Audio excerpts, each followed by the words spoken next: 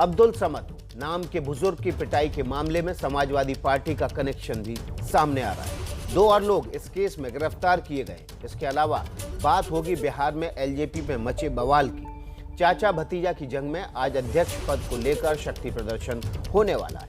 CBSE परीक्षा के नतीजों के लिए आज फॉर्मूला आ सकता है। सुप्रीम कोर्ट में इस मसले पर अहम सुनवाई है। बात बिहार की बाढ़ की भी होगी, जहां नेपाल की वजह से पानी ने भारी तबाही मचा दी। तो चलिए पहली खबर का रुख कर लेते हैं और पहली खबर की बात कर लेते हैं। गाजियाबाद में बुजुर्ग की पिटाई के केस में 2 आरोपी और गिरफ्तार किए गए हैं। आज गिरफ्तार किए गए 2 आरोपियों के नाम हैं इंतजार और सद्दाम उर्फ बोना।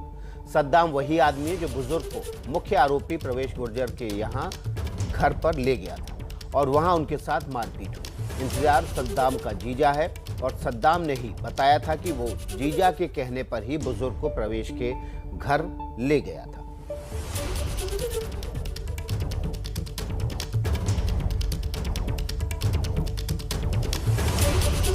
विपिन तोमर हमारे संवाददाता गाजियाबाद से इस खबर पर ज्यादा जानकारी के साथ जुड़ गए हैं। विपिन, क्या अपडेट है आपके पास?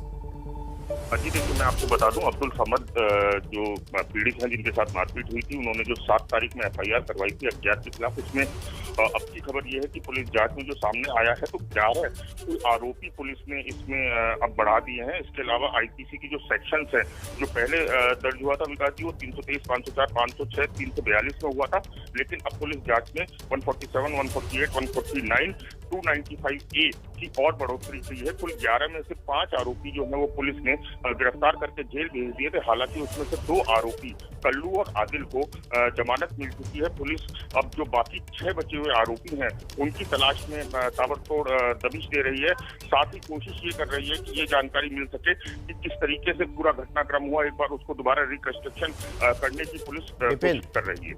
जो नई धाराएं जोड़ी गई हैं, इन धाराओं का मतलब क्या है?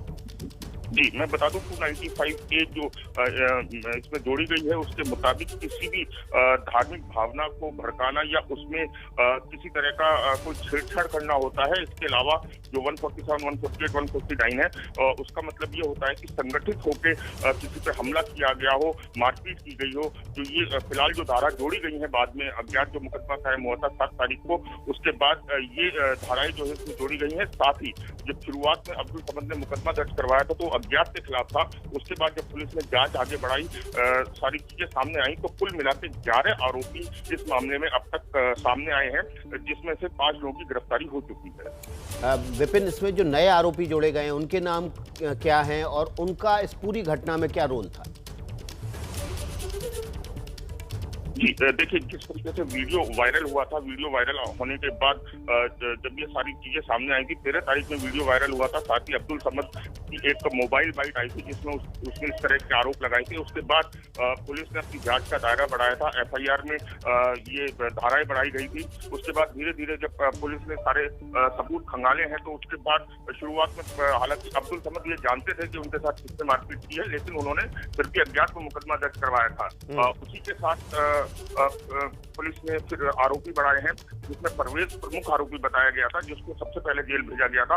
आज उम्मीद ये जताई जा रही है कि पुलिस जेल में जाके परवेज से बात करेगी और हो सकता है इस मामले में और बड़े खुलासे हों। साथ ही विकास जी, मैं आपको बता दूं कि समाजवादी पार्टी के नेता उम्मेद पहलवान के खिलाफ भी देर रात एफआईआर दर्ज कर ली गई है। वो लगातार इस मामले को बुजुर्ग के साथ फेसबुक पे लाइव कर रहे थे। चलिए, बहुत बहुत शुक्रिया विपिन आपका इस जानकारी के लिए। तो गाजियाबाद में बुजुर्ग के साथ मारपीट के मामले में बड़ा अपडेट हुआ है। नई धाराओं के तहत मुकदमा, नई धाराएं बढ़ाई गई हैं इस मुकदमे में, ताकि इस मुकदमे को और ज़्यादा मजबूत किया जाए। और नई धाराएं जो बढ़ाई गई हैं उसके तहत धार्मिक भावनाएं भड़काने का एक और मुकदमा दर्ज किया गया।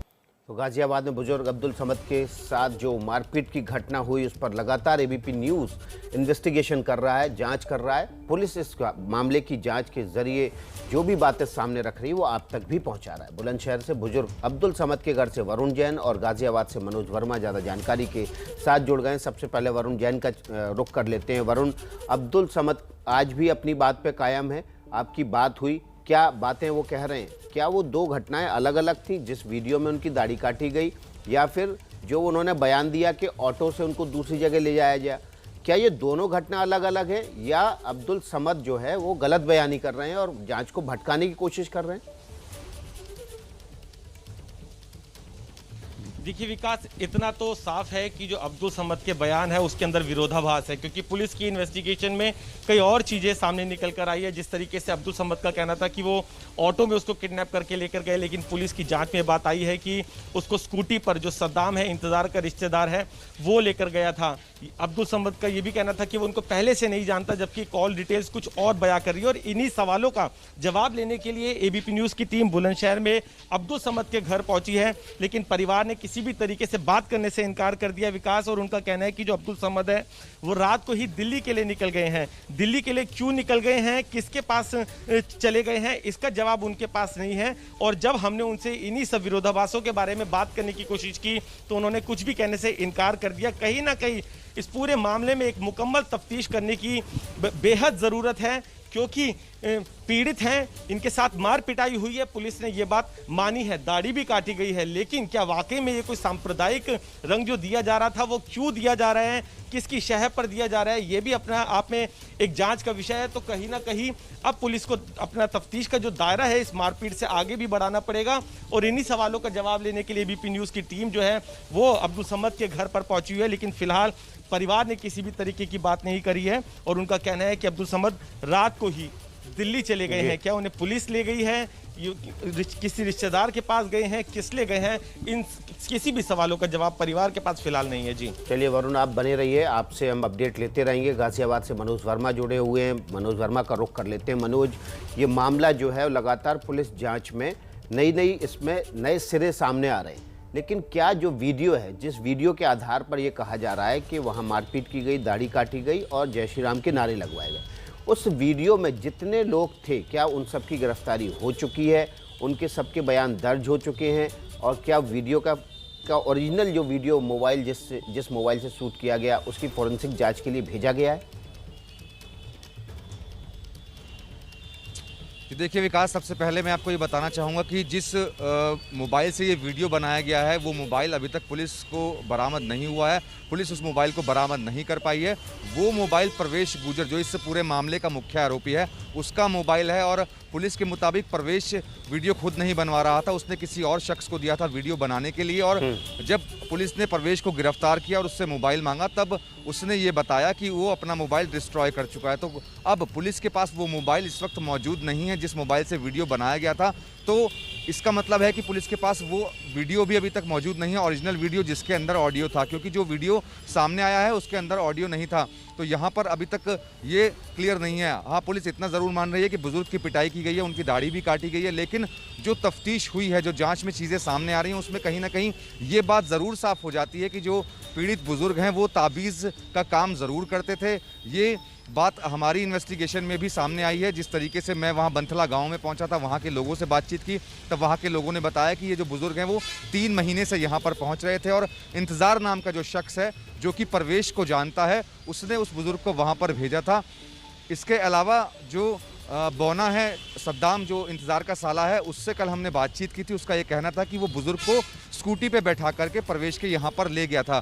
तो बुजुर्ग के भी बयानों में विरोधाभास पूरी कहानी में नजर आ रहा है, क्योंकि उन्होंने कहा था कि उनको किडनैप किया गया है, जबकि सद्दाम, जिसको अब गिरफ्तार किया जा चुका है, उसने साफ तौर पर एबीपी न्यूज़ को ये बताया कि वो अपनी स्कूटी पे बैठा करके प्रवेश के यहाँ ले गया था और उसके बाद मारपिटाई हुई। इतना ही नहीं, सद्दाम ने मारपिटाई के बाद ये भी बताया कि जिस तरीके से ये बात आ रही है कि उसमें जय श्री राम के नारे लगवाए गए, तो सद्दाम ने साफ तौर पर इस बात से भी इनकार किया कि ऐसा कुछ भी नहीं हुआ था। फिलहाल इस मामले में 5 लोगों को गिरफ्तार किया जा चुका है, जिसमें से 2 जमानत पर बाहर हैं और प्रवेश मुख्य आरोपी जेल में है, और 2 को आज पुलिस अदालत में पेश करेगी, जो इंतजार और सद्दाम है। जी, पुलिस कह रही है कि उसके पास अब्दुल समद और आरोपियों की बातचीत के रिकॉर्ड भी मौजूद हैं।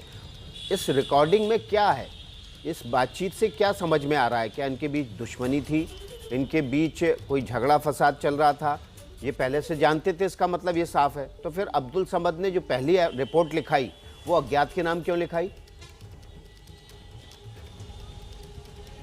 जी बिल्कुल, देखिए यही सबसे बड़ा सवाल है। पुलिस के पास जो रिकॉर्ड्स का मतलब है कि CDR मौजूद है, यानी कि इन तीनों के बीच में बातचीत होती थी। पुलिस ने जो अब्दुल समद की कॉल रिकॉर्ड्स निकाली हैं उसके अंदर अब्दुल समद परवेश से भी बात करता हुआ नजर आ रहा है। इनकमिंग और आउटगोइंग कॉल दोनों हैं। इसके अलावा इंतज़ार की भी इनकमिंग आउटगोइंग कॉल है और जो सद्दाम है उसकी भी इनकमिंग आउटगोइंग कॉल दोनों है। तो यही बात पुलिस को नहीं समझ में आ रही है कि आखिरकार कौन पीछे बैठ करके ये सब कुछ कर रहा है, क्योंकि जब बयान देने के लिए अब्दुल समद यहाँ थाने में पहुंचा था तब उसने अज्ञात के खिलाफ मुकदमा दर्ज करवाया, जबकि उसकी कॉल डिटेल रिकॉर्ड से ये साफ हो जाता है कि वो सभी लोगों को पहले से जानता था। तो उसने फिर बाय नेम एफआईआर क्यों नहीं करवाई और अब क्यों मीडिया के सवालों से जो बुजुर्ग हैं वो बचते फिर रहे हैं? ये एक बहुत बड़ा सवाल है जिसकी जांच अब पुलिस कर रही है। जी बिल्कुल मनोज, बहुत सारे सवाल हैं, बहुत सारे बयानों में विरोधाभास है और इसलिए इस बात को लेकर अब सवाल पैदा हो रहे हैं कि क्या वाकई में ये घटना हुई भी है या नहीं हुई है। ये तभी साफ हो पाएगा जब जिस वीडियो की वजह से ये तथ्य सामने आए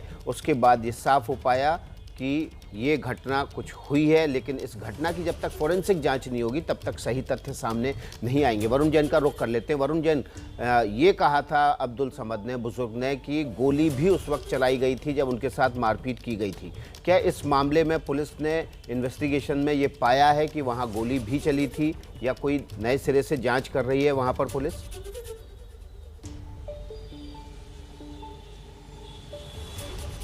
देखिए, बिल्कुल पुलिस का जो जांच का दायरा है वो पूरी तरीके से अब्दुल समद के बयान और जो इन्वेस्टिगेशन में चीज़ें निकल कर आई है उसके आसपास ही घूम रहा है। तो फिलहाल जो घटना स्थल है वहाँ पर पुलिस को किसी तरह की कोई बुलेट या कोई गोली नहीं मिली है। तो कहीं ना कहीं जो अब्दुल समद के बयान है कि गोली चलाई गई, वही मैंने आपसे पहले बोला कि इसमें कहीं ना कहीं एक विरोधाभास है। विरोधाभास ये भी है कि किडनैपिंग की बात कही, किडनैपिंग की बात पुलिस को नज़र नहीं आई है।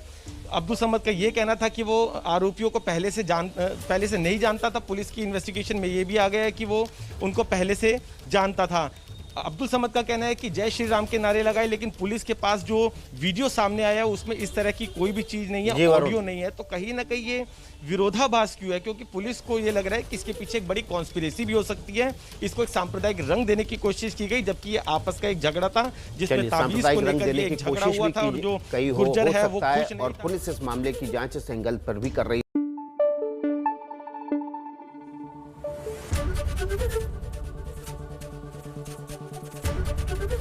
एबीपी न्यूज आपको रखे आगे।